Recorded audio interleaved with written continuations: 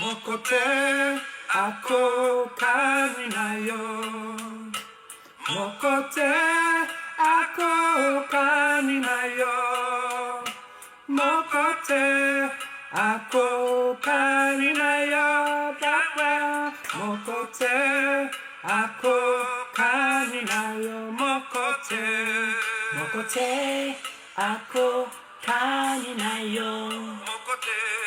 Mokote akokani na yo.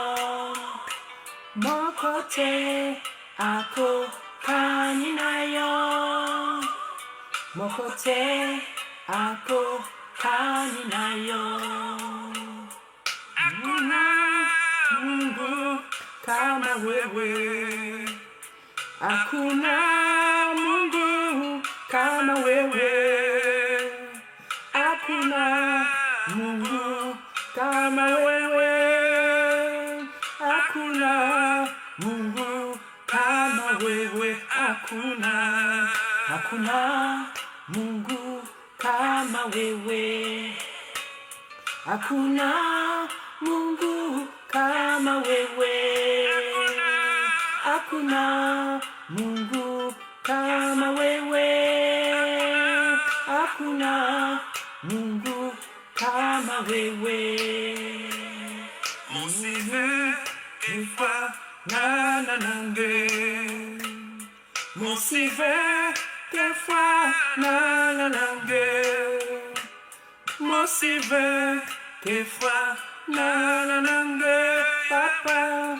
Musive kifa na nange. Musive. Musive kifa na nange. Musive. Musive kifa na nange. Musive kifa na nange. Musive kifa na nange. Il n'a pas un autre tata comme lui. Il n'y en a pas un autre. Azali Nzambe. Azali Nzambe. Il n'y a point de tata comme Israël, papa. Il n'y a point de tata comme Israël. Il n'y a point de tata comme Israël. Il n'y a point de tata comme Israël. Il n'y a point de tata comme Israël. Il n'y a point de tata comme Israël.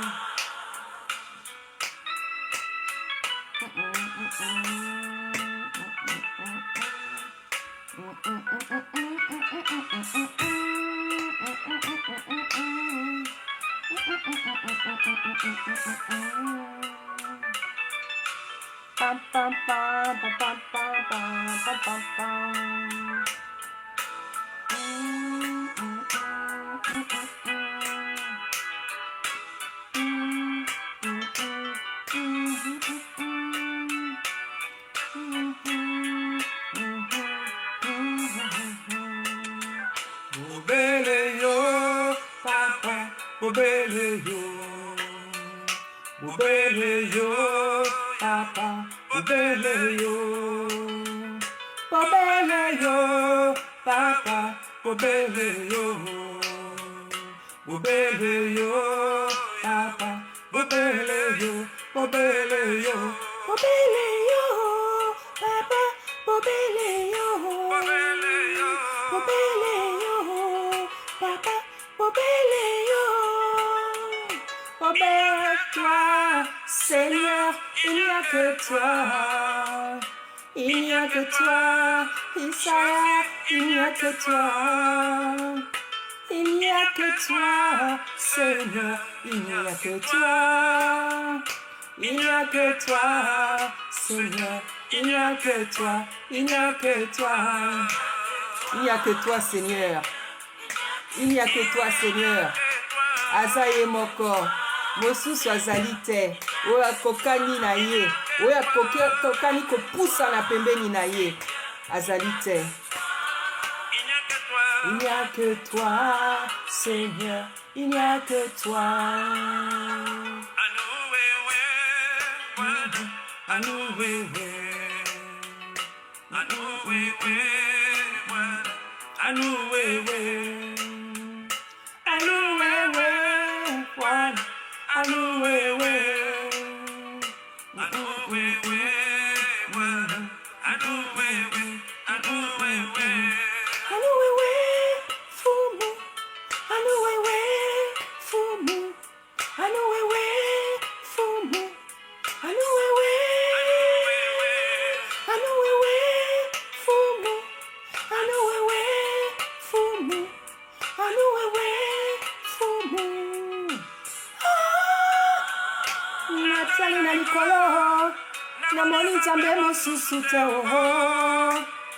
Kakayo Isaya, Kakayo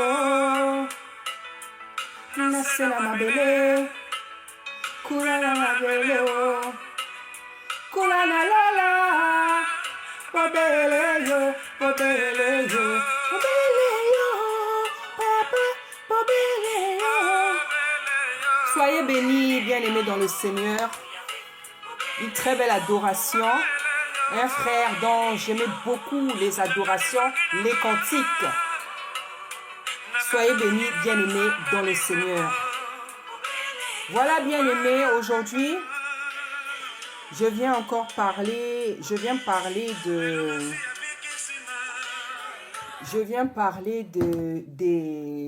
la suite des talents, en fait. Je viens parler des talents.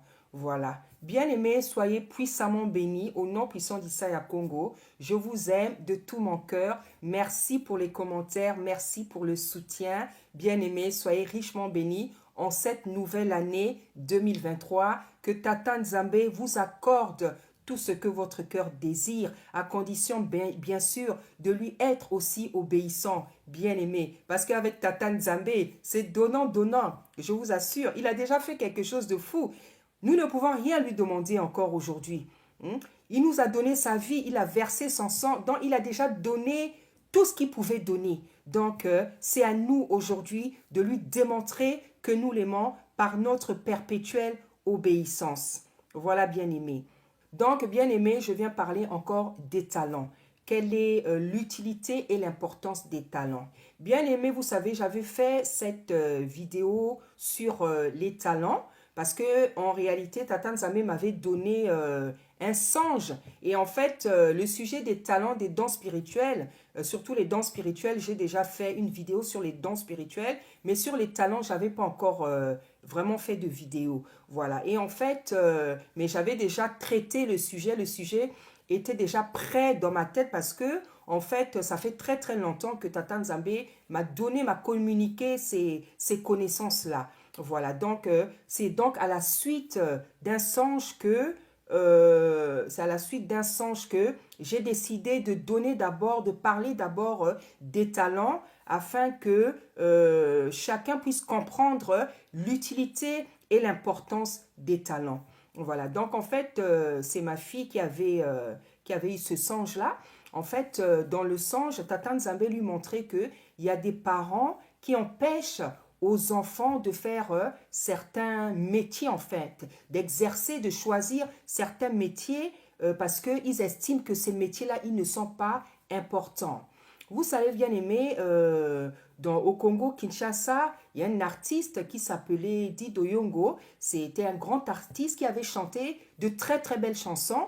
Et parmi une de ces chansons, il y avait une chanson où on disait il n'y a pas de sot métier, yokadi, il n'y a que des sottes gens, yokadi, il n'y a pas de sot métier, yokadi, il n'y a que de sottes gens. Bien aimé, vous savez, nous avons beaucoup d'artistes comme ça dans l'Afrique qui ont chanté beaucoup de chansons éducatives en fait. Ce sont des chansons qui éduquaient la société, hein, comme par exemple Franco, hein, comment il s'appelle, Simaro, voilà, nous avons beaucoup d'artistes comme ça qui ont chanté beaucoup de chansons éducatives. Voilà, c'était pas pareil avec ce qu'on voit aujourd'hui. Donc, voilà. Donc, c'est cette chanson-là qu'il avait chantée.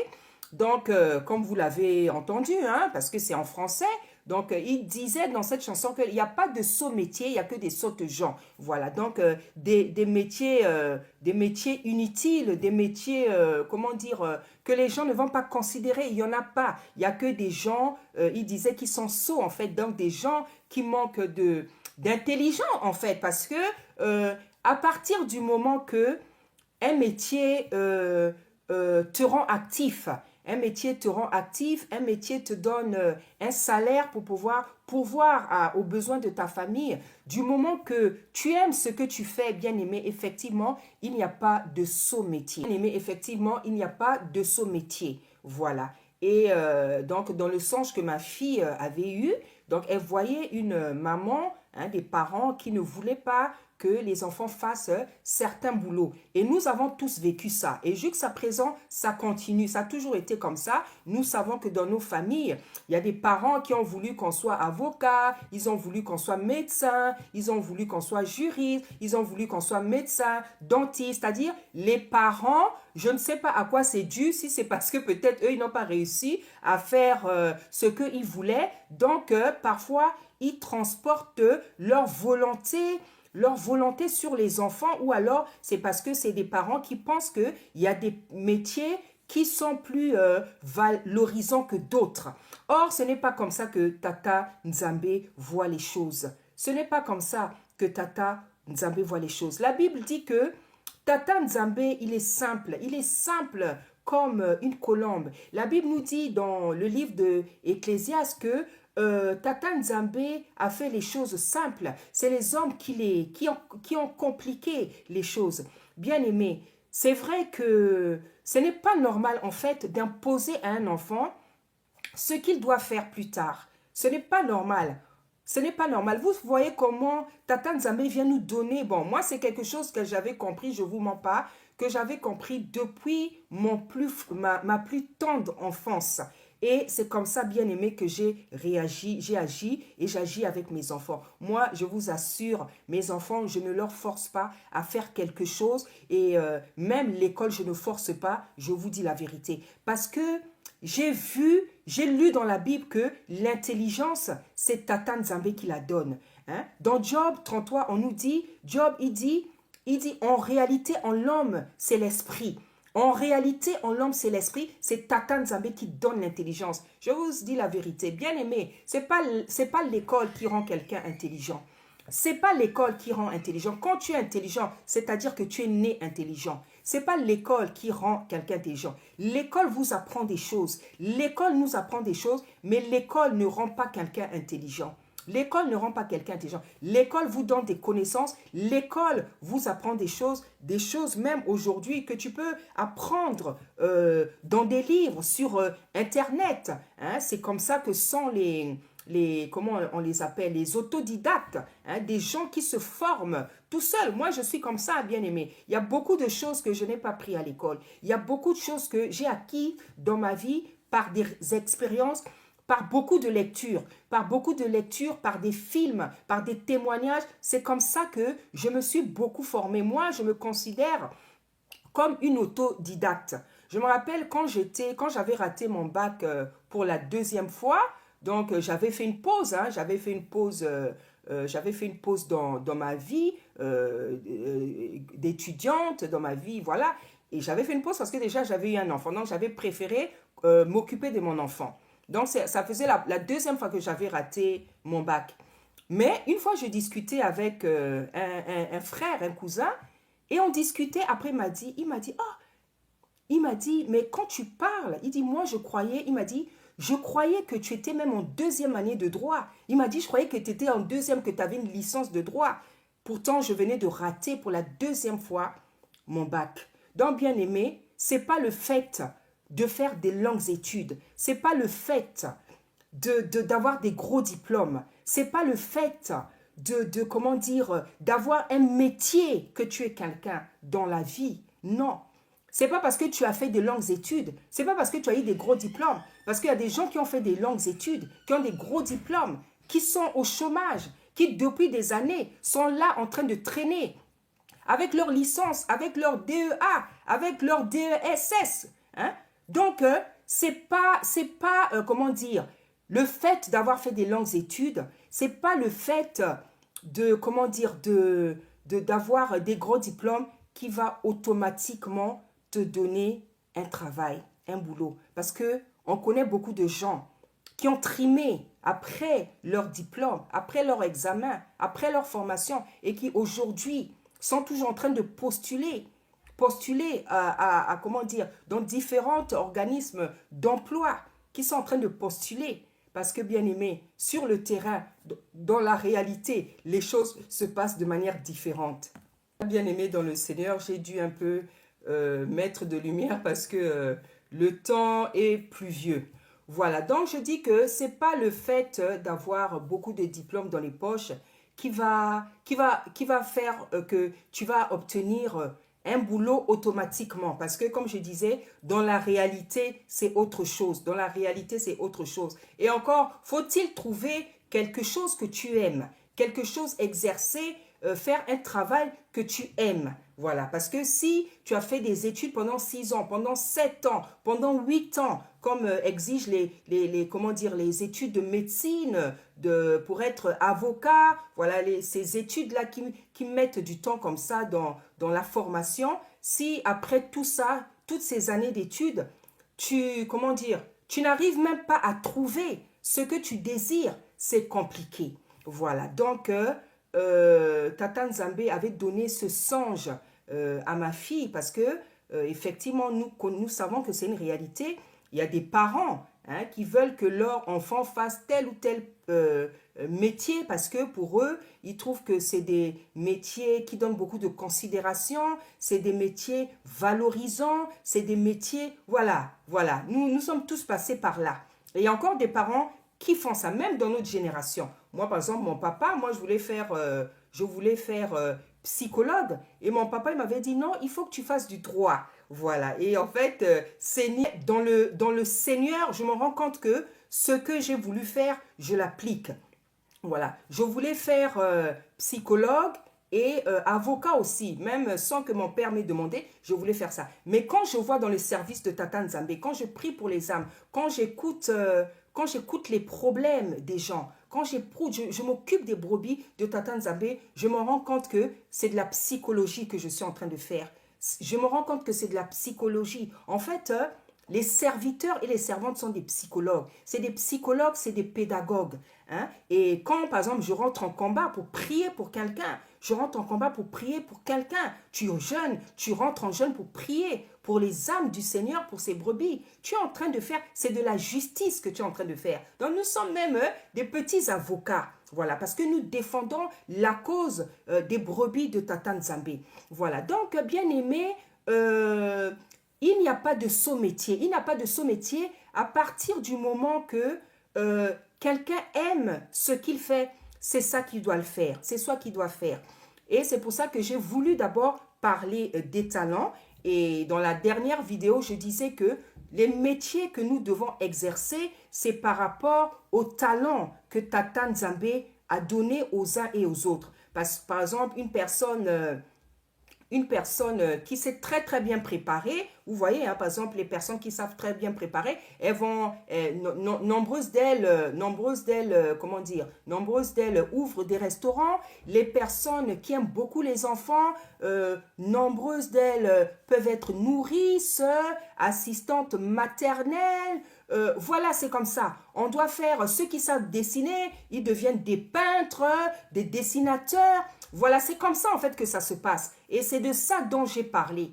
C'est de ça dont j'ai parlé dans la dernière vidéo pour tous ceux qui l'ont suivi, bien aimés. C'est ce que Tata Nzambe nous a donné des talents. Des talents, et par rapport à ces talents, c'est à partir de nos talents que nous devons faire le choix de nos métiers. Parce que quand tu vas faire ce choix-là, quand tu vas exercer les métiers par rapport à ton talent, bien aimé, tu seras très heureux. Parce que ce que tu vas exercer, ça respire en toi. C'est quelque chose que Tata Nzambe t'a donné. Tu vas le faire avec facilité. Tu vas le faire avec facilité, tu vas le faire avec entrain, tu vas le faire avec amour, tu vas le faire avec joie. Parce que c'est ce qu'il dit dans sa parole. C'est ce qu'il dit dans sa parole. Il dit que tout ce que nous faisons, nous devons le faire avec amour. Et bien aimé, quand tu exerces un métier que tu aimes, tu seras heureux. Hein? Tu seras heureux parce que, comme j'ai dit dernièrement, il y en a plein qui vont au travail malgré eux, parce qu'ils doivent nourrir leur famille, parce qu'ils doivent manger, parce qu'ils doivent s'habiller. C'est très important, c'est vrai. Mais c'est encore mieux d'exercer une profession que tu aimes. Voilà, donc Tata Nzambe a donné ce songe-là. C'est un sujet dont il m'avait déjà parlé depuis très très longtemps. Et aujourd'hui, vraiment, je suis heureuse de donner ce sujet parce que moi, je vous assure, c'est quelque chose qui me fait souffrir. Je vous dis la vérité. Ça me fait mal en fait quand je vois des parents qui obligent leurs enfants à, comment dire, à faire telles études, telle formation, tel petit. Vous avez même des gens jusqu'à 30 ans. Vous avez leurs parents qui leur exigent de faire des métiers, de faire certains métiers. Je vous dis la vérité. Moi, je vais vous dire la vérité, bien aimé. Même l'école, je ne force pas. Même l'école, je vous dis la vérité. Hein? Et je vais vous dire, mes enfants, Tata Nzambe sachant tout ça, Tata Nzambe sachant que pour lui, ce n'est pas important. Hein? C'est, comme je vous dis, bien aimé, l'école et la formation, ça ne vient pas de Tata Nzambe. Vous avez dit, oui, maman Déborah vient encore scandaliser les gens. Je ne viens pas vous scandaliser, bien aimé, je vous dis la vérité. Bien aimé, les Abraham, les David, hein? Abraham et ses enfants, Isaac et Ismaël, hein? Les Joseph, tout ça, ils sont allés dans quelle école, bien aimé? Est-ce que l'école existait? Est-ce que l'école existait? L'école n'existait pas. C'est la parole. Leur école, leur enseignement, c'était la parole. Leur enseignement, c'était la parole, bien aimée. Hein? On voit dans vous savez, quand on regardait les dessins animés chrétiens là, vous voyez, il y a un dessin animé là où Abraham est en train d'enseigner, Isaac. C'était ça l'école. Parce que la Bible dit que vous allez enseigner, élever vos enfants dans Deutéronome, vous les éduquerez selon la parole. Donc l'école, la véritable école, c'est la parole de Tata Nzambe. Parce que dans la parole de Tata Nzambe, bien aimé, il y a tout. Dans les proverbes, dans les psaumes, dans Ecclésiaste, il y a tout ce que tu peux apprendre et tout ce que tu dois apprendre à ton enfant, bien aimé. Dans la parole, il y a même des choses qu'on n'apprend pas à l'école. La parole, c'est un trésor. La parole, c'est de l'or. La parole, c'est un trésor. Dans les psaumes, on nous dit que la parole répond à tous les besoins.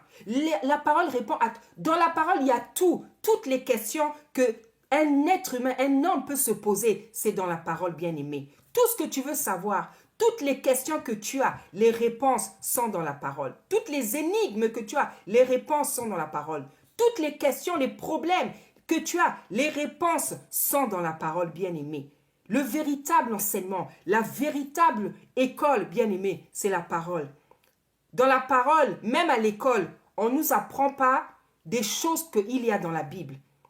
Même à l'école, on ne nous apprend pas des choses qu'il y a dans la Bible, bien-aimée. Et c'est tellement dommage.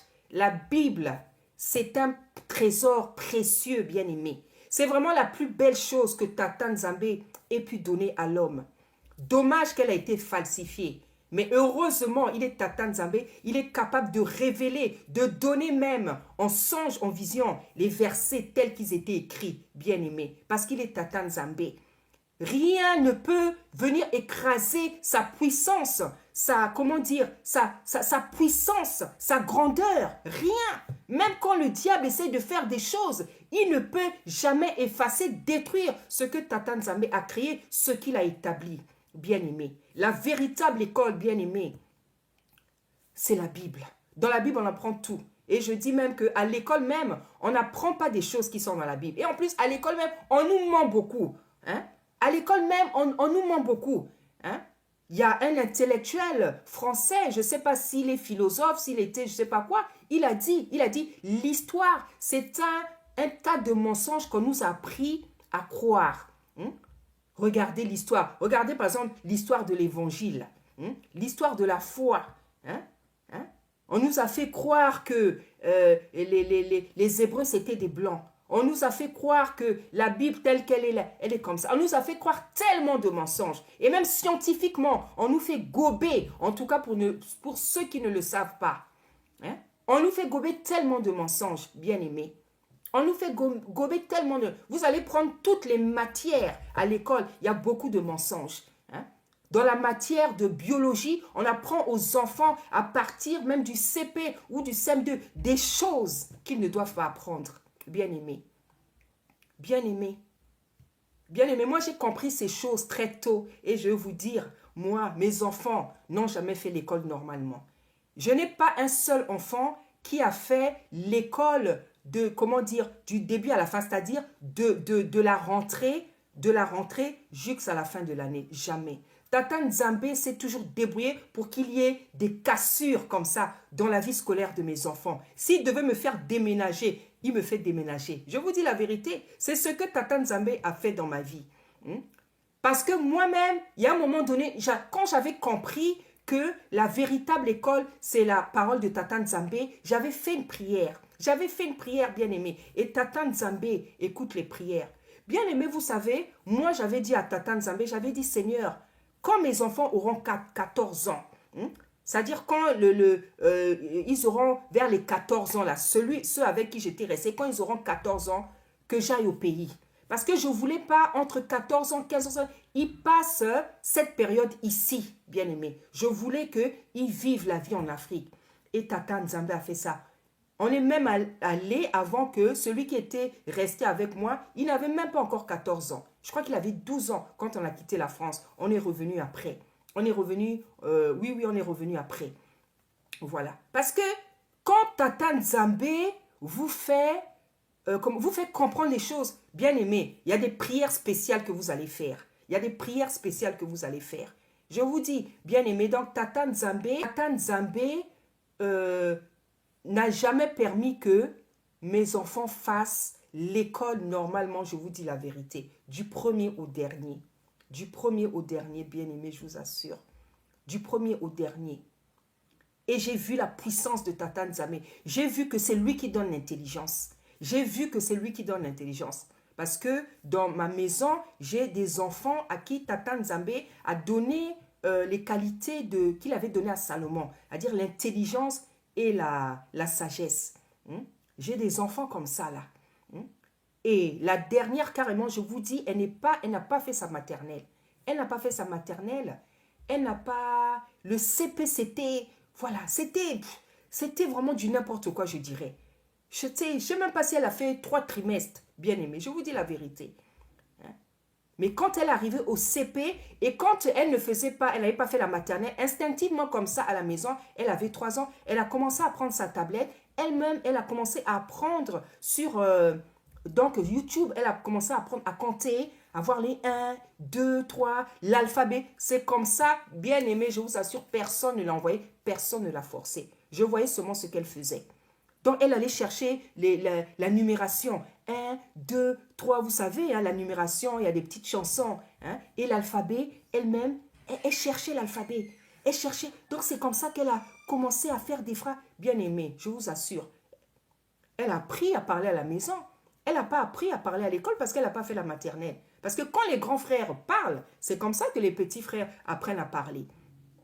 Il y a des gens qui pensent que les enfants qui ont 3 ans, ils apprennent à parler à la maternelle. Non, un enfant commence à parler à la maison quand il a des aînés.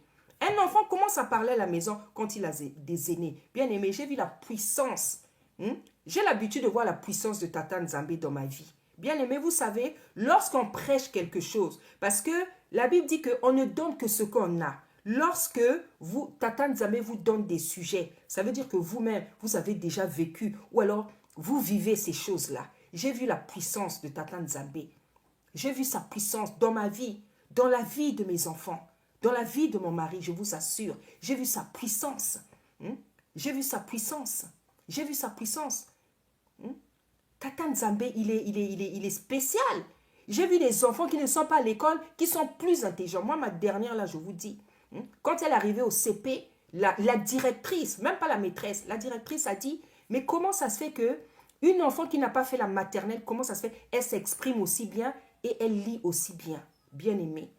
Je crois que de tous mes enfants, c'est celle qui a un français, mais vraiment, mais vous allez vous dire, mais c'est... Vous voyez comment Tata Nzambe fait les choses. De tous mes enfants, c'est elle qui a vraiment un français académique, quoi. Elle est toute jeune. Elle n'est même pas encore au collège. Mais je vous assure, elle a un français terrible. Hein? Et nous, quand on l'écoute, pourtant, c'est un enfant de la maison. Donc, quand elle dit quelque chose, on fait ça. Donc, on est toujours surpris. Parce qu'elle a... Donc, c'est... Tata Nzambe, il est spécial. Tata Nzambe, il est spécial.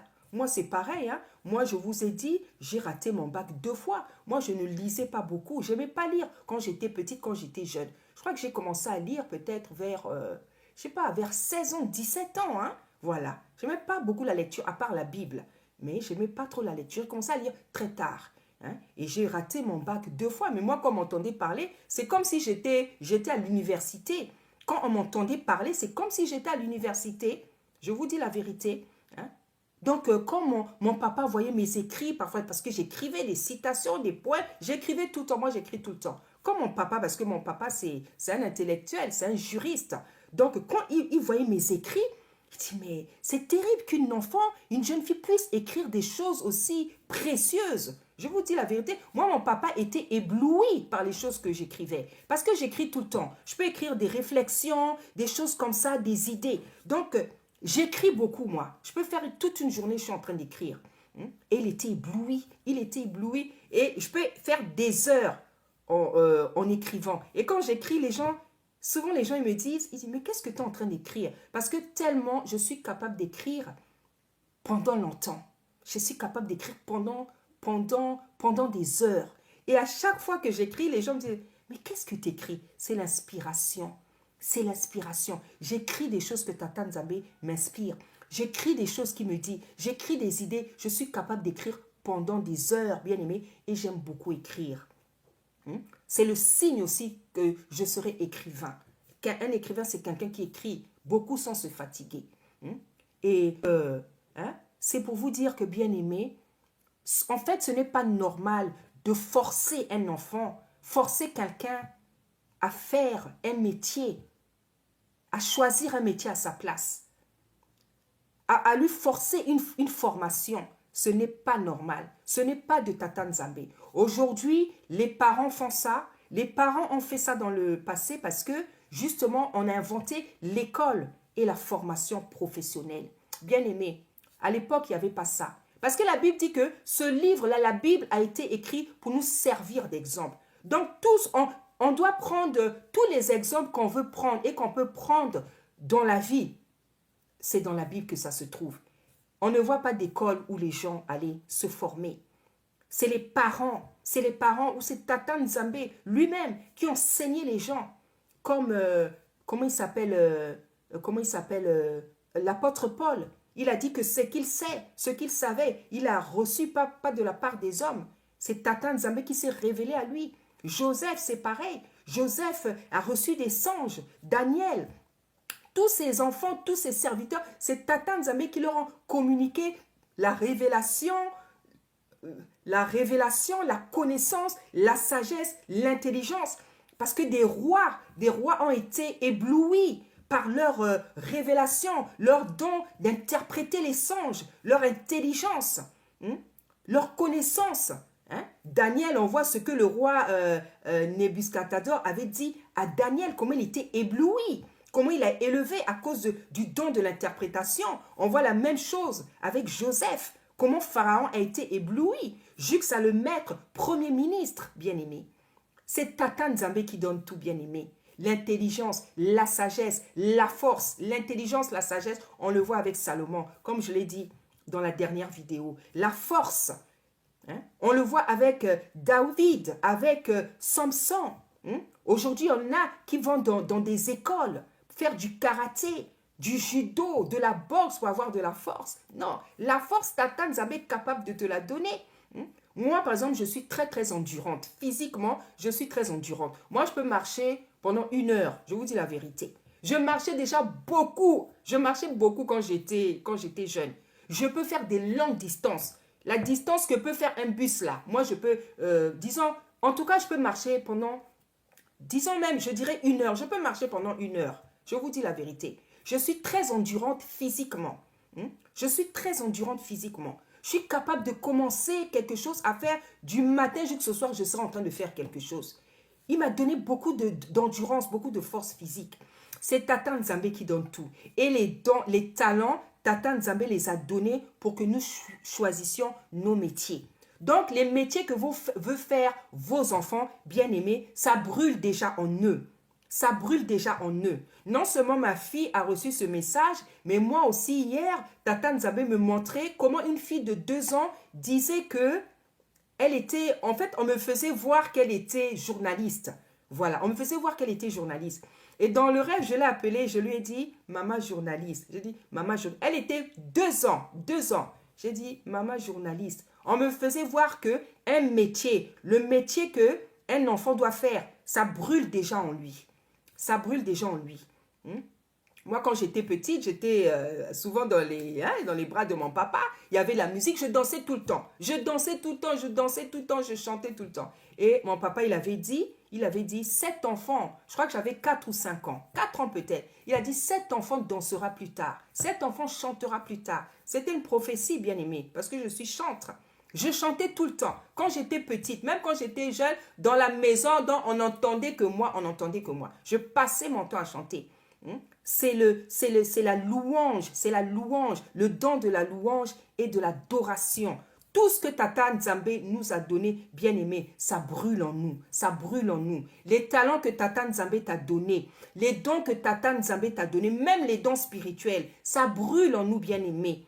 Ne souffrez pas pour l'avenir de vos enfants bien-aimés. Ne souffrez pas pour l'avenir. Ce qui brûle, le métier qu'il va faire, bien-aimé, ça brûle déjà en lui. C'est parce qu'on a été éduqué d'une autre manière.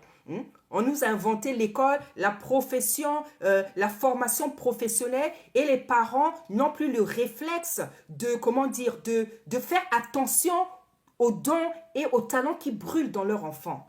Moi, lorsque Tata Nzambe m'a donné cette connaissance, bien aimé, tous mes enfants que j'ai mis au monde, bien aimé, j'ai toujours, dès le plus jeune âge, même vers 1 an là, même 1 an, 2 ans, j'ai toujours fait attention. Ici, j'avais remarqué ça. Ici, j'avais remarqué ça. Là, j'ai dit, celui-là, il sera comme ça. Celui-là, il sera comme ça. Ma fille, par exemple, ma fille qui était décédée, Ruth, qui était décédée, elle, c'est à 2 ans et demi, elle a commencé à chanter. Je crois que j'ai déjà dit ça dans une vidéo. Elle a commencé à chanter à 2 ans. Bien aimé, 2 ans et demi, je crois. Entre 2 ans et demi, 3 ans. Voilà. Et elle chantait, j'étais au salon, elle était dans sa chambre, mais elle chantait vraiment des chansons. Vous savez, le premier son que j'ai entendu, c'était un chant, une mélodie funèbre. Vous savez, les chants funèbres. C'est terrible comment Tata Nzambe parle. C'était une mélodie funèbre. Les chants, les mélodies qu'on met dans les veillées, c'est quelque chose comme ça qu'elle était en train de chanter à 2 ans, entre 2 ans et demi et 3 ans. Et c'était tellement bien chanté, c'est-à-dire c'était funèbre, mais en même temps c'était beau, bien aimé. J'étais au salon, je me suis rapprochée de la chambre, je me suis dit, c'est elle qui chante, c'est elle qui chante. J'étais dépassée, bien aimé, j'étais dépassée. Et qu'est-ce que je faisais? Par la suite, je commençais à l'enregistrer en cachette. Parce qu'elle composait des cantiques, des chants. Je l'enregistrais maintenant en cachette. Et je crois à 4 ans, 5 ans, je la forçais carrément à chanter. Parce que j'avais compris que la chose était là. J'avais compris que la chose était là. Je la forçais, donc je la grondais même. J'ai dit, tu dois chanter, il faut que tu chantes. Donc après, elle a commencé même, je crois que la première fois qu'elle a chanté à l'église, je crois qu'elle avait 7 ou 8 ans. Et après, elle chante tout le temps. Elle chantait tout le temps. Et je crois que c'est vers 15 ans qu'elle a commencé à composer, en fait, à écrire des chansons. Mais elle excellait mieux dans l'improvisation. Et même un jour, Tata Nzambe lui avait dit, il faut que tu improvises. Donc aujourd'hui, c'est vrai, elle est partie, mais elle m'a laissé une richesse terrible, bien aimée. Elle m'a laissé une richesse terrible. Elle m'a laissé une richesse terrible. Des belles chansons, des beaux cantiques qu'elle a composés et qu'elle a composés même avec moi. On a chanté ensemble. Et il y a même des chansons qu'elle a chantées que j'ai perdues. Ce sont des amis à elle qui ont ça. Elle avait chanté une chanson pour mon anniversaire. C'était terrible. C'est-à-dire, elle improvisait comme ça. Elle improvisait et j'espère vraiment qu'un de ses amis a cette chanson. C'est vrai que j'ai un peu l'air, mais je ne me rappelle plus des paroles. Et je tiens à me rappeler, à retrouver cette chanson. Je sais que Tata Nzambe fera grâce. Elle était trop belle. C'est quelque chose qu'elle a Elle improvisait, elle improvisait. Et bien aimé, ses chansons les plus belles, ses improvisations les plus belles, c'était lorsqu'elle priait. Et je lui disais, quand tu pries, il faut que tu t'enregistres. Mais tellement pour elle, c'était facile. Voilà, vous savez, quand vous avez de l'or, vous en rendez pas compte. Hein? Elle, ses plus belles chansons, c'était quand elle priait. Et je lui disais, quand tu pries, tu dois t'enregistrer. Elle dit oui, maman, elle ne s'enregistrait pas. Donc, les chansons que vous pouvez entendre là, que vous connaissez parce que je lui avais créé sa chaîne, c'est des chansons qu'elle a répétées. Mais sinon, pendant la prière, quand elle chantait, pendant qu'elle priait, c'était terrible. Donc, voyez, donc c'était donc entre 2 ans et demi et 3 ans que je me suis rendu compte, mais cet enfant-là, elle chante. Hein? Adassa, que vous connaissez, Adassa chante aussi à partir de 5 ans. Adassa me mettait la pression. Adassa me disait, maman, je veux chanter à l'église. Maman, je veux chanter à l'église. Il dit, moi, je ne prenais pas ça au sérieux. Maman, je veux chanter à l'église. J'ai dit, bon, un jour, j'ai demandé au pasteur, quand j'allais encore à l'église, j'ai dit, pasteur, la sœur en Christ, là, elle veut chanter. Il a dit, d'accord, elle va chanter dimanche prochain. Bien aimé. L'enfant avait chanté, je crois qu'elle avait 5 ans, elle avait chanté. Bien aimé. Je ne savais pas qu'elle chantait aussi bien. Je ne savais pas qu'elle retenait les paroles des chansons que moi je mettais à la maison. Elle avait chanté la chanson de Esther Akawa, où elle dit Elongalanga seyo elikiamotemana. C'est cette chanson-là, bien aimée à la perfection. J'étais éblouie, j'étais surprise. Et il y avait un serviteur, un frère qui, quand elle a fini de chanter, le frère, il a dit yes. Il a dit yes. Parce que c'était terrible de voir un enfant qui est né en France comme ça, qui maîtrise le lingala comme ça. Vous savez, ma fille, elle chante en lingala mieux que moi. Hein. Elle retient une chanson en lingala mieux que moi. Quand elle entend une chanson en lingala, elle est capable de la chanter à la perfection. À la perfection. Hein? Pourtant, ce sont des enfants qui sont nés ici. Mais vous voyez, les grâces, c'est un talent même d'apprendre une langue justement, de parler une langue avec facilité. C'est un des talents aussi que Tata Nzambe donne aux gens. Hein. Donc, les talents brûlent dans nos enfants, les dons brûlent. Et j'en ai d'autres ici, la petite, c'est pareil, rempli de grâce. Les garçons, c'est pareil. Hein. Et nous-mêmes, les parents, moi, c'est le dessin, le papa aussi, c'est le dessin, il dessinait aussi, et c'est son père, justement son père, qui lui a coupé cet élan-là. Son père lui a coupé cet élan. Lui me disait, moi, je pouvais dessiner Marien Gouabi comme ça, voilà, je dessine, donc Marien Gouabi, c'était un des présidents de Brazzaville. Il pouvait dessiner donc un visage comme ça. Son papa lui a coupé cet élan. Mais l'art, on ne peut jamais tuer l'art dans un artiste. Aujourd'hui, il fait ce qu'il aime bien faire, ça, son loisir, c'est faire les avions. Et je vais vous montrer les avions qu'il fait. Donc, le talent, c'est quelque chose de magique, de merveilleux. C'est divin. Et c'est donc les talents que Tata Nzambe met en nous, c'est les enfants doivent faire les métiers par rapport au talent. Donc, tu peux avoir un enfant qui chante bien. C'est un chantre. Tu peux avoir un enfant qui a le sens de l'humour, qui fait beaucoup rire les gens. C'est un talent, c'est un don bien aimé. Parce qu'il y a des gens qui consolent les gens, par, l'esprit de l'humour.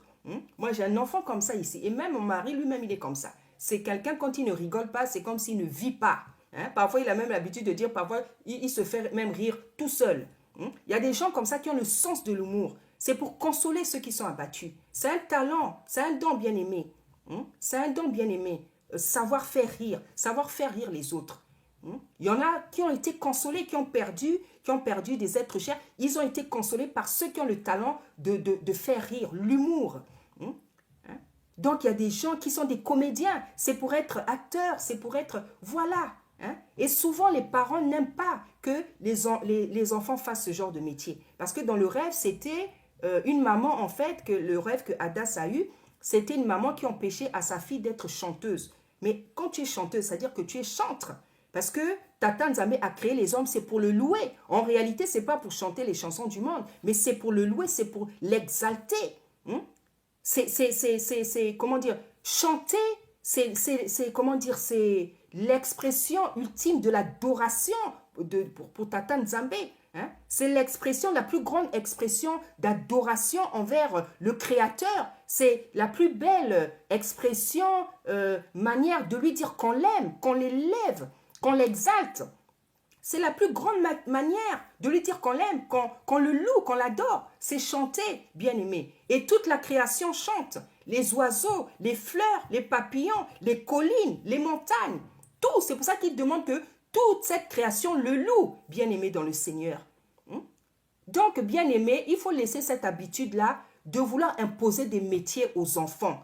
Les enfants tels qu'ils sont là, ils ont déjà des dons, ils ont des grâces qu'ils vont exercer plus tard. Parfois, c'est un acteur, parfois, c'est une chanteuse, parfois, les médecins. Moi, j'avais ma sœur, ma grande sœur, elle, ce qu'elle voulait faire, c'était médecin. Et elle voulait faire ça depuis qu'elle était petite. Aujourd'hui, elle n'a pas pu faire médecin, mais elle est dans une discipline scientifique. Voilà. Donc, quand quelque chose est là, on ne peut pas éteindre ça, bien-aimé. Quand quelque chose est là, on ne peut pas éteindre. Hein? Lorsque vous éteignez, vous étouffez, vous détournez, en fait, vous détournez la destinée de vos enfants bien-aimés. Vous détournez la destinée de vos enfants. Hein? Tata Nzambe a dit que ton enfant sera chante. Toi, tu as tout fait pour qu'il fasse la médecine, il fasse le droit, il fasse je ne sais pas quelle étude. Et pendant des années, donc, quelqu'un est en train de souffrir parce qu'il fait quelque chose qu'il n'aime pas faire. Mais parce que les parents ont imposé. Il y en a même qu'on menace. Il y en a même qu'on menace. S'ils ne font pas ça, tu n'auras pas l'argent. C'est compliqué. Vous voyez comment c'est important la connaissance et la révélation. Les révélations que Tata Nzambe nous donne. Hein? Il y a des enfants qui souffrent. Je vous dis, moi, je connais même des personnes jusqu'à 30 ans. On lui dit ce qu'il doit faire. On lui dit ce qu'elle doit faire. Jusqu'à 30 ans, il y a des gens, ils sont en train de faire des études, là, des formations. Ce sont les parents qui les obligent à faire. Parce qu'ils habitent encore chez les parents. Ou bien parce que les papas ou la maman, la famille, là, ils ont l'argent. Allez, tu vas faire tel métier. Mais comment on peut forcer? Vous savez, même ma petite dernière, en parlant de l'école, une fois, elle dit, mais comment on peut pousser des gens à aller quelque part où ils n'ont pas envie d'aller? Voilà ce que ma fille avait dit. Parce que ici, l'école est obligée. L'école est obligée. Mais bien aimé, je vous dis, c'est quelque chose de démoniaque. Hein? C'est quelque chose de démoniaque. C'est quelque chose de démoniaque.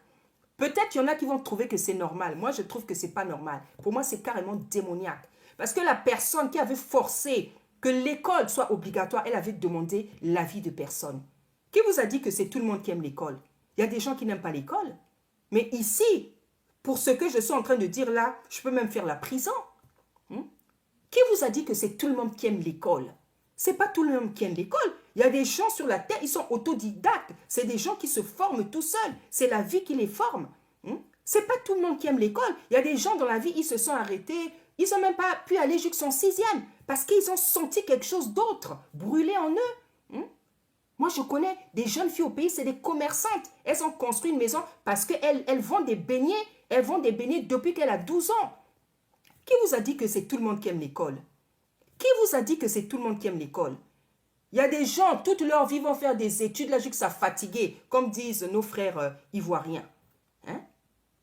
Qui font des études encore et encore. Oh, DEA, DESS, licence, maîtrise, je ne sais pas quoi. Oh, je ne sais pas comment on appelle le dernier truc là. Qui vous a dit que c'est tout le monde qui aime l'école? Moi, en tout cas, je n'aime pas l'école. J'aime apprendre. J'aime apprendre. Je suis allée à l'école. Et c'est vrai, j'ai appris à l'école. Mais je me suis rendu compte que ce que j'avais appris à l'école, j'aurais pu apprendre ça d'une autre manière. Moi, je suis autodidacte, je vous dis la vérité. Moi, je suis autodidacte. Moi, je vous dis la vérité, je suis une autodidacte. J'ai beaucoup lu, j'ai beaucoup regardé, j'ai beaucoup appris par la vie, en fait. Par les expériences de la vie. Ce n'est pas tout le monde qui aime l'école. On ne peut pas forcer des gens à aller à l'école. C'est démoniaque, c'est un système démoniaque, je vous dis la vérité. Et je n'ai pas peur de le dire. C'est un système. Qui vous a dit que tout le monde aime l'école? Qui vous a dit que tout le monde est fait pour l'école? Qui vous a dit que tout le monde doit travailler? Même être maman, moi je suis une maman au foyer, et je suis fière de l'être. Je suis fière de l'être. Je fais mes affaires, mes projets, je les fais à la maison. Je suis fière de l'être. Parce que ça brûle en moi depuis que je suis jeune. Je sentais que lorsque j'aurai des enfants, je resterai à la maison pour m'occuper de mes enfants. Moi, je n'ai pas beaucoup travaillé. Je n'ai pas beaucoup travaillé dans ma vie. Parce qu'à chaque fois que je travaillais, Tata Nzambe me ramenait au foyer. Je suis une mère au foyer. C'est dans la maison que moi j'opère. Parce qu'il y a des femmes, ce sont des femmes au foyer. Il y a des femmes, elles aiment être dans des bureaux, elles vont faire beaucoup d'études. Ce n'est pas toutes les femmes. Et ça même, c'est un sujet dont je parlerai. La maman au foyer, les femmes au foyer et celles qui travaillent. Parce que Tata Nzambe m'avait donné ce sujet. Tata Nzambe m'avait donné ce sujet. Tata Nzambe m'avait montré comment on se moque, par exemple, des mères au foyer, des femmes qui ne travaillent pas. Bien aimé, je vais vous apprendre beaucoup de choses. Je vais vous apprendre beaucoup de choses que Tata Nzambe m'a révélées. Il ne faut pas oublier que le travail, c'est une punition. Ah oui, le travail, c'est une punition. Parce que Tata Nzambe, quand Adam et Ève ont désobéi, c'est la punition qu'a obtenue, comment il s'appelle, Adam. Tata Nzambe lui avait dit, c'est par la sueur de ton front que tu vas manger. Quand les gens vont au travail là, c'est une punition. C'est une punition. Celle de la femme, c'est l'enfantement difficile, la grossesse difficile, accoucher avec douleur. Chacun avait eu sa punition. Donc, travailler, c'est une punition, il ne faut pas l'oublier. Travailler, c'est une punition, bien aimé. Travailler, c'est une punition.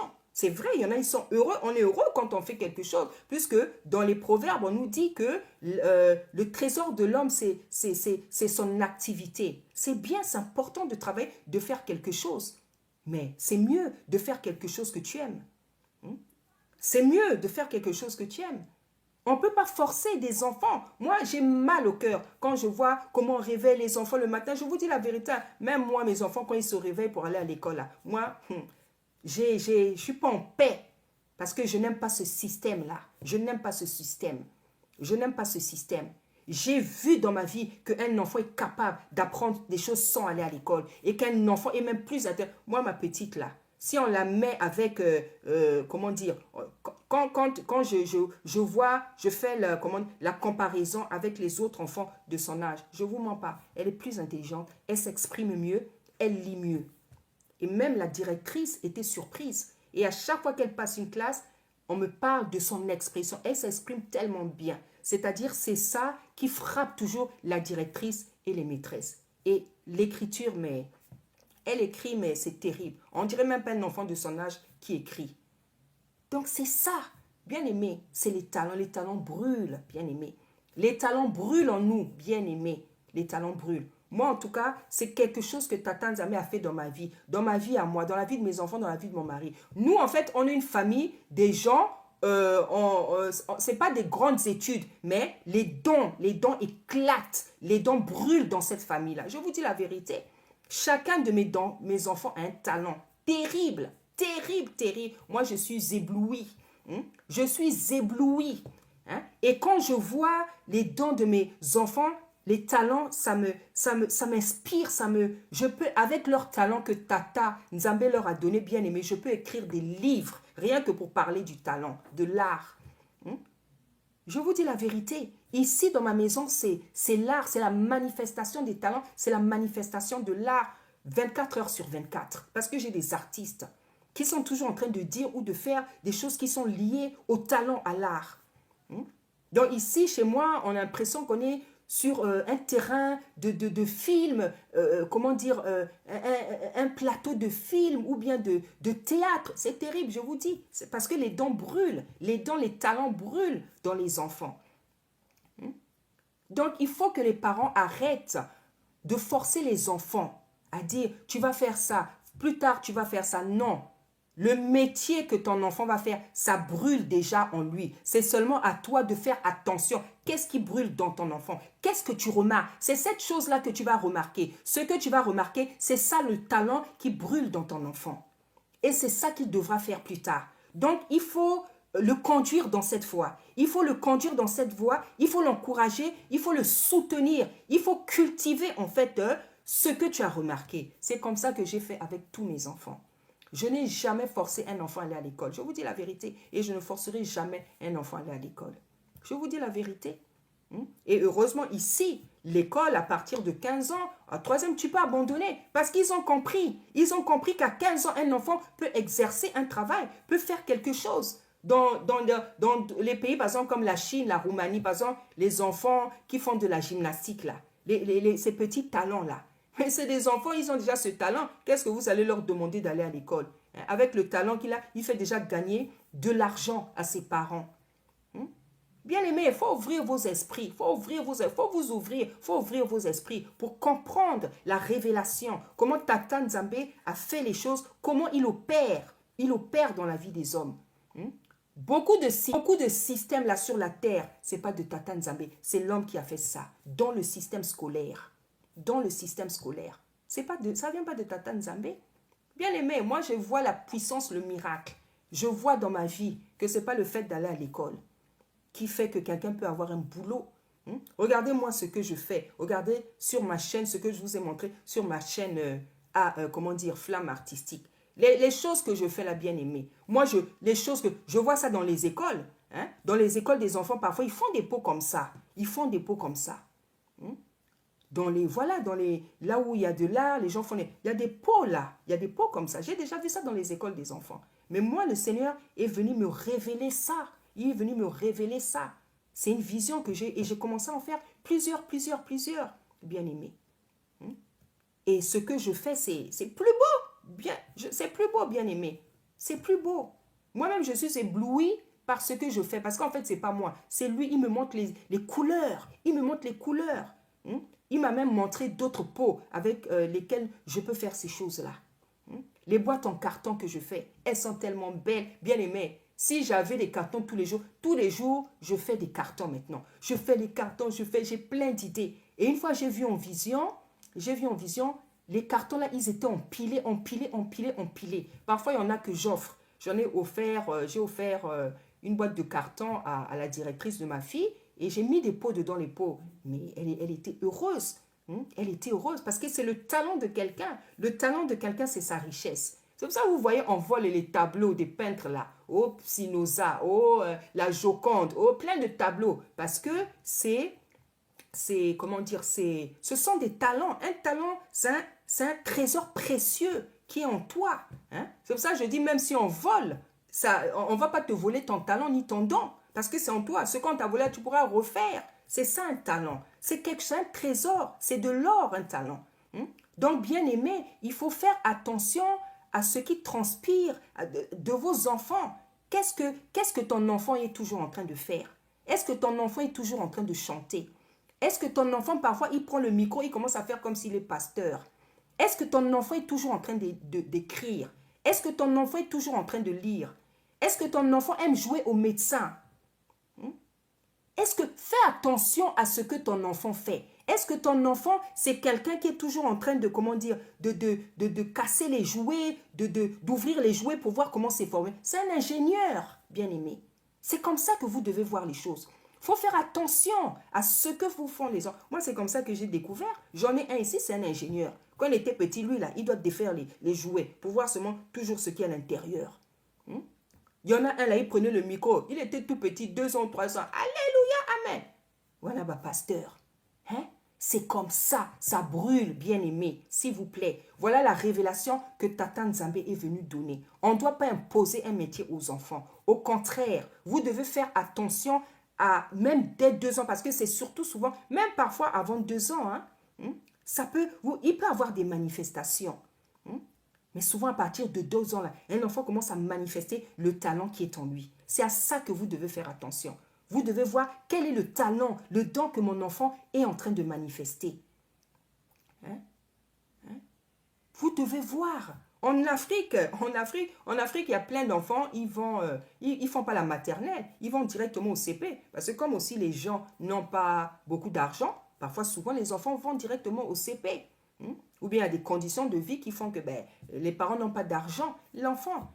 En Afrique, c'est plus facile de pratiquer ce genre de vie-là. Je vous dis la vérité.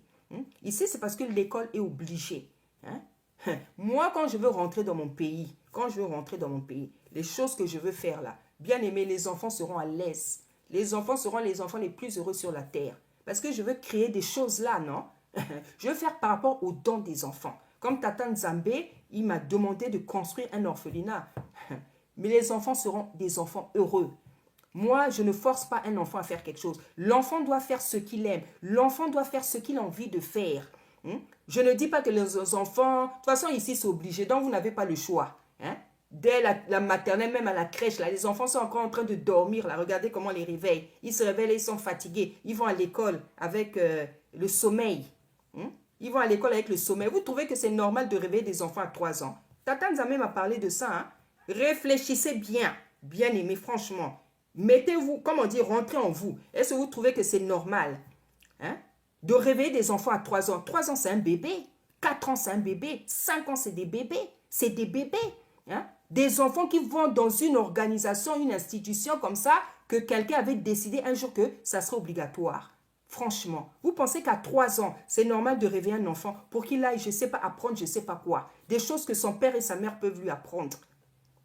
Faut réfléchir, bien aimé. N'acceptez pas tout dans la vie comme ça, comme si c'était naturel, parce que tellement, ça fait longtemps que c'est comme ça, ça ne vous choque plus. Moi, ça me choque.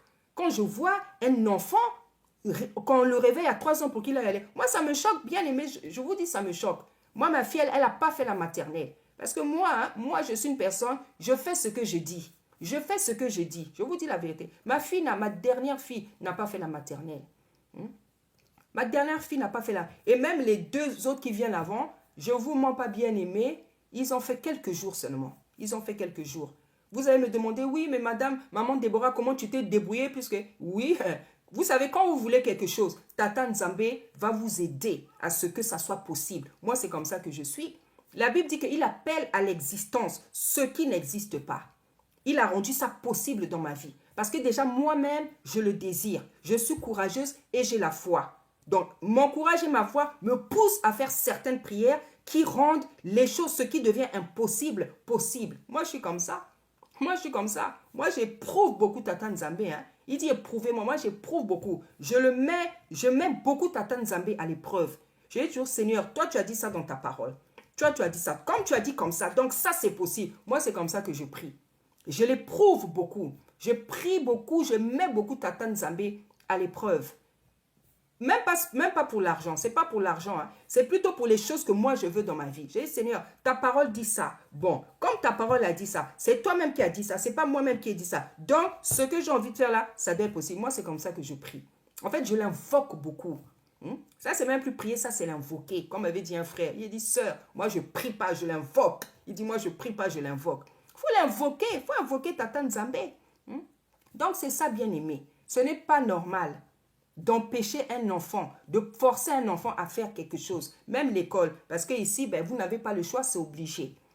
Vous n'avez pas le choix, c'est obligé. Et heureusement qu'à partir de 15 ans, ici, un enfant, il peut abandonner. Il y a des enfants qui travaillent à 14 ans, il y a des enfants qui travaillent à 15 ans. Eh oui, tu peux devenir millionnaire à 14 ans, à 15 ans, si tu as un don. On voit ça ici, là. Les footballeurs, là, les Messi, là, ils ont commencé à jouer à quelle heure? À quel âge? Mais ça a eu besoin de faire des études. Et ce qui est terrible, c'est qu'il y a même des métiers où tu n'as même pas besoin de faire des études. Tu as juste besoin d'être cultivé. C'est-à-dire de savoir un peu parler français, de t'exprimer, de savoir compter et d'être cultivé. Comme ça, un jour, si tu as une interview, tu sais quand même parler, tu sais te défendre. Tu sais quand même défendre des raisonnements, des idées. En réalité, c'est ça qui est important dans la vie. Savoir s'exprimer et savoir compter pour qu'on ne te trompe pas. Donc, de décennie en décennie, les gens font des études qui sont en train de les fatiguer, parce qu'ils n'arrivent pas à comprendre que ce que tu fais là, parfois c'est un don, il y a un don déjà qui brûle en toi qui doit te conduire au choix de ta profession. Bien aimé, les révélations que Tata nous donne, elles sont puissantes, elles sont merveilleuses, elles sont belles. Il y a des gens qui comprennent ça très tôt. Il y a des gens qui comprennent des choses comme ça, là, très très tôt. Dans la vie, on doit faire ce qu'on aime. On ne peut pas forcer quelqu'un à faire ce qu'il ne veut pas. Aller à l'école. On ne peut pas forcer. Moi, je vous ai dit, j'ai vu comment ma fille, d'elle-même, elle s'est mise à vouloir apprendre. Ça veut dire que c'est instinctif. Ça veut dire que c'est instinctif, que Tata Nzambe a mis comme ça quelque chose d'instinctif qui va pousser quelqu'un à apprendre ce dont elle aura besoin d'apprendre. Moi, ma petite fille, c'est comme ça qu'elle a fait. C'est comme ça, elle-même, elle a pris la tablette, elle commence à chercher la numérotation, l'alphabet. C'est comme ça qu'elle a pris. Ni son frère, ni son père, ni moi, personne, elle-même. Et quand elle est arrivée au CP, voilà, c'était étonnant. Quelqu'un qui n'a pas fait la maternelle. Quelqu'un qui n'a pas fait la maternelle. Et elle est très curieuse. Elle aime l'histoire géo. L'histoire plutôt. Elle aime beaucoup l'histoire. Donc il y a des choses comme ça qui brûlent. Et à son âge, elle n'est même pas au collège, mais elle sait déjà ce qu'elle veut faire plus tard. C'est les talents qui brûlent, bien aimé. C'est les talents. Il n'y a pas besoin d'aller à l'école, d'arriver jusqu'en terminale pour savoir ce que tu veux faire dans la vie. Dans la vie, ça brûle dès l'enfance. Ça brûle dès l'enfance. Moi, je dessinais, je vous ai dit, je dessinais tout le temps. J'avais commencé à dessiner, je crois que j'avais 7 ans. Je dessinais sans arrêt. Je dessinais tout le temps. Une maison, un papa, une maison. Je dessinais une maison, un papa, une maman, les enfants et puis une parcelle. Ça parlait de quoi? Ça parlait du foyer. Ça parlait du foyer. Parce que c'est toujours ce que je dessinais. Parce que Tata Nzambe savait que j'allais être une maman au foyer. Il savait que j'allais aimer la vie du foyer. Donc, ça transpirait en moi. Ça brûle. C'est ça que je dessinais quand j'étais petite. J'ai commencé à dessiner les habits, les mannequins là. C'est quand j'avais vers, les 35 ans. Quand j'ai commencé à faire le stylisme modélisme. Sinon, à 15 ans dans ma chambre, déjà, il y avait des images de mode. Et toute personne qui rentrait dans ma chambre, parfois, il y avait les amis de mes frères qui venaient. Ils disaient, ah, t'as mis la mode. Donc, c'est quelque chose qui brûlait. C'est quelque chose qui brûlait. C'est parce qu'aujourd'hui, on est des servantes. Tata Nzambe veut qu'on s'habille comme ça. Mais moi, je m'habillais, mais c'est... Voilà. Moi, une fois, ma mère, elle a même dit, elle a dit, Corinne, c'est parce qu'elle est courte. Elle a dit, Corinne, c'est parce qu'elle est courte. Corinne, c'est un mannequin. Et quand je m'habillais, ceci, cela, je m'habillais bien aimé. Quand je mettais des tailleurs avec les jupes, les chapeaux. Moi, je m'habillais comme les actrices dans les années 50, 60. Moi, c'est comme ça que je m'habillais. Ah oui, moi, c'est comme ça que je m'habillais. Donc, même le goût, c'est un talent. Avoir le goût vestimentaire, avoir le goût des couleurs, c'est un talent, bien aimé. Donc, bien aimé, voilà le message que Tata Nzambe m'a donné. Voilà le message que nous avons reçu, Adassa et moi. On ne force pas un enfant à faire un métier. Le métier qu'il va faire, c'est le talent que vous, les parents, vous allez constater. Et vous devez le conduire dans ça. Vous devez l'encourager. Vous devez le soutenir et non le persécuter. Le mettre mal à l'aise. Parce que vous avez décidé qu'il doit faire ça ou ça. Il y a des parents qui ont déjà décidé. L'enfant n'a que 2-3 ans. Il a déjà décidé, il a déjà une idée de ce que l'enfant... Non, c'est pas gentil ça. C'est pas gentil.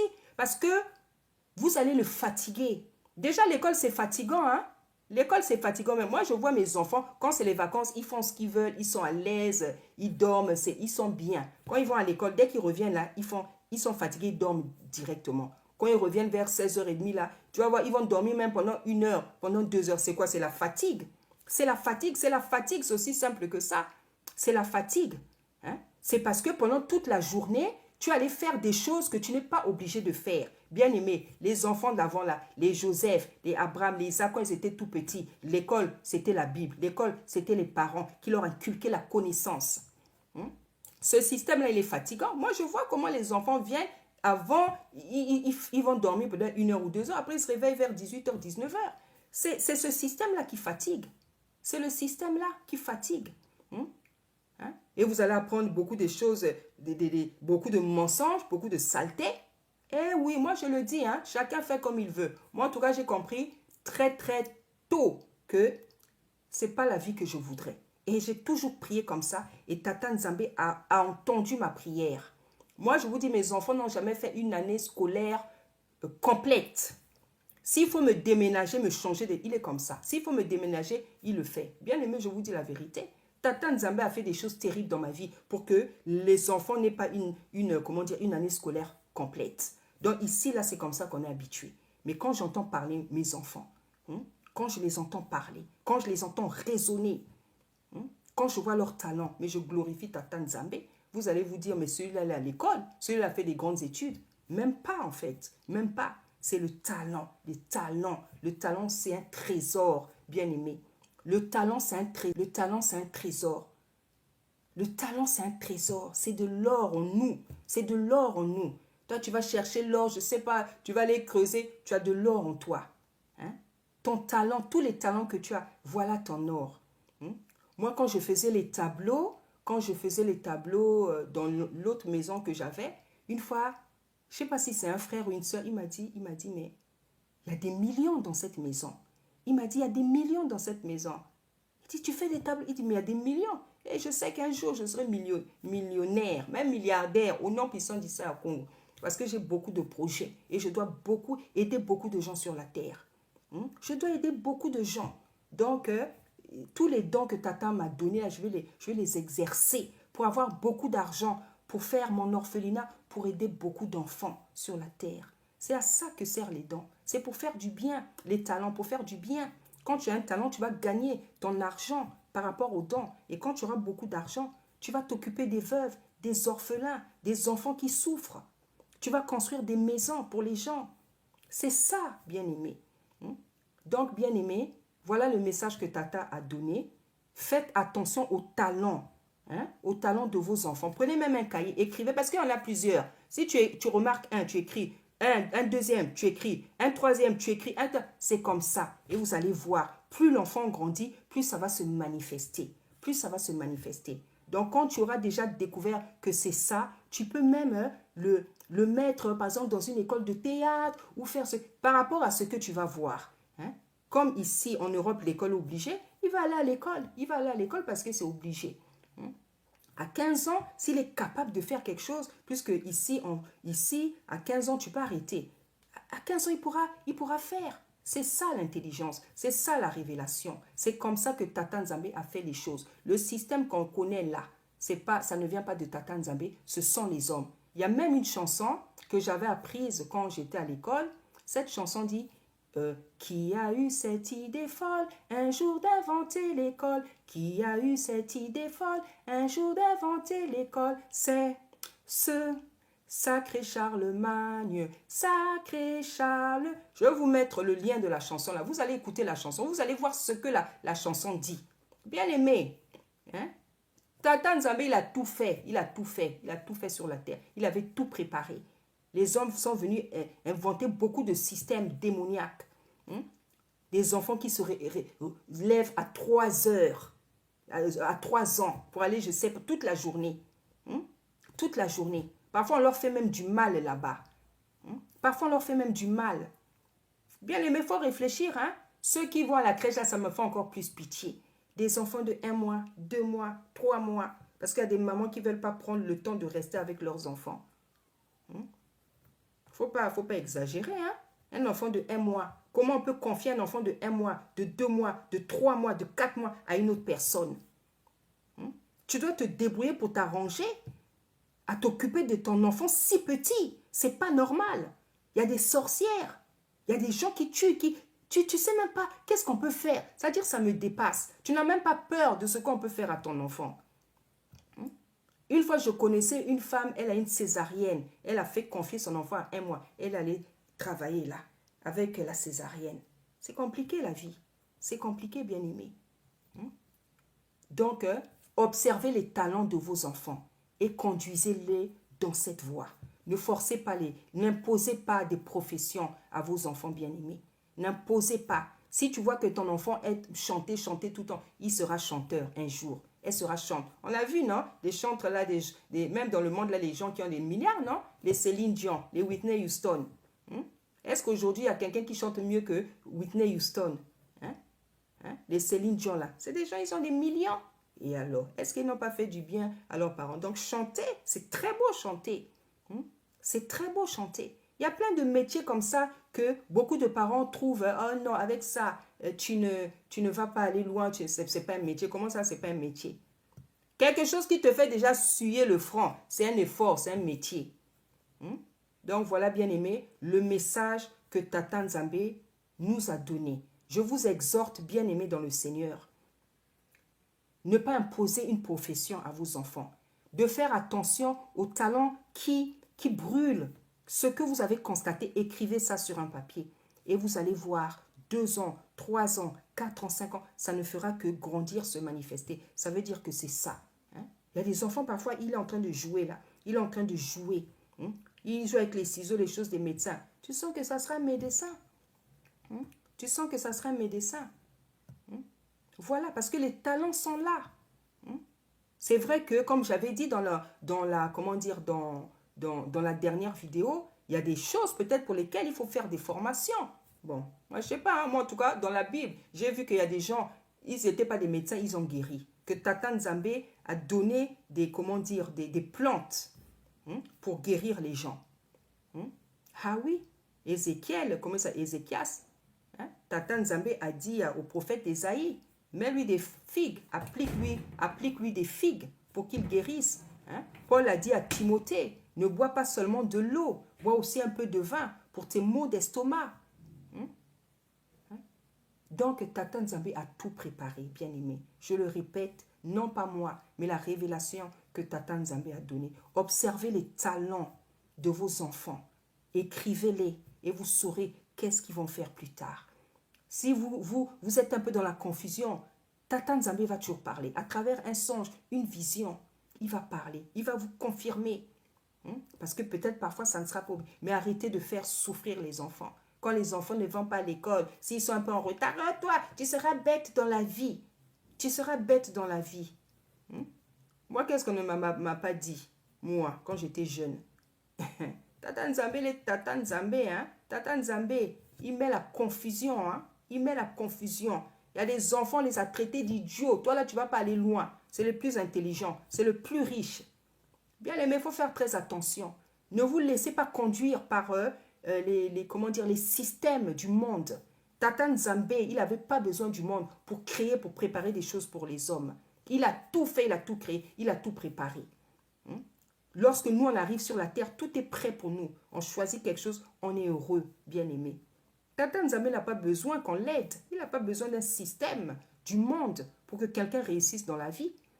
Les enfants, par exemple, ils commencent donc des enfants, des nourrissons, même les enfants de la maternelle. Donc, même avant d'aller à l'école, ils vont déjà au centre de loisirs. Tout ça, vous ne pouvez pas savoir comment ça me fait mal au cœur.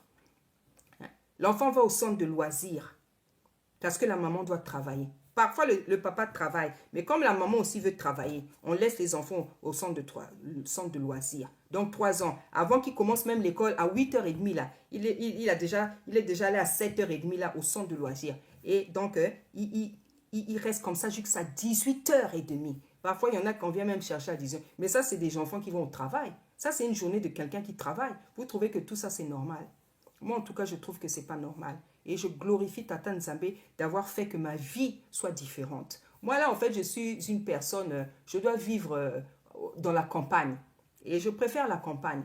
Ah oui, je préfère la campagne. Moi, je dois vivre dans la campagne. Moi, la ville, là, ça ne m'intéresse pas. Parce que dans la ville, il y a trop de choses qui ne correspondent pas à mon caractère, à ma vision des choses dans la vie. Nous autres, là, on est fait pour vivre dans la campagne. En tout cas, ça, c'est mon choix. Bien aimé, j'espère que cette révélation de la part de Tata Nzambe va vous ouvrir l'esprit, va vous faire comprendre les choses, va faire en sorte que vous arrêtiez de mettre la pression aux enfants. Il y a des enfants qui souffrent, hein, parce qu'on les oblige. Vous savez, même au collège, il y a des enfants qui ne veulent pas aller à l'école. Je vous dis la vérité. Au collège, au lycée. Mais comme l'école est obligée ici, on oblige. Et ce sont des enfants, beaucoup des enfants souffrent. Il y en a qui se révoltent parce que pendant des années, il est en train de faire quelque chose qu'il n'a pas envie de faire. Ça fait mal. Moi, ça me fait mal. Hein? Toi, si tu trouves normal de forcer ton enfant au collège ou au lycée, ça, c'est toi. Moi, je trouve que ce n'est pas normal. Moi, j'aime que les enfants, comment dire, fassent ce qui brûle en eux. Et j'obtiens des résultats merveilleux. J'obtiens des résultats merveilleux, éblouissants, terribles. Je dis oui, quand je vois ça, je dis oui, ça c'est un talent que Tata Nzambe a donné. Hein? Ce n'est pas des enfants qui sont allés à l'école. Moi, j'ai 3 dessinateurs chez moi. Mais bien aimé, je me rends compte que ce sont des génies. Ceux qui dessinent là, non, c'est des génies. Là, ils dessinent même mieux que les parents. Parce que le papa et moi, déjà, on dessine. Mais ce que les enfants dessinent, bien aimé, ce sont des génies. Ce sont des génies. Alors, quand je vois déjà que un enfant, un génie comme ça, un talent, pourquoi je veux le faire souffrir? Oh, va à l'école. Ici, là, chez moi, il n'y a pas ça. Je laisse les enfants s'exprimer librement dans ce que Tata Nzambe leur a donné. Et on n'est pas moins heureux. On n'est pas moins heureux que les autres familles. Au contraire, c'est la liberté de l'expression des talents que Tata Nzambe. Et je vous assure, ça donne beaucoup de joie dans une famille. Ça donne beaucoup de joie. Bien aimé, j'espère que cette vidéo vous a fait du bien, vous a ouvert l'esprit et qu'elle va changer votre manière de voir les choses. Soyez puissamment bénis au nom puissant de Issaïa Congo. Merci.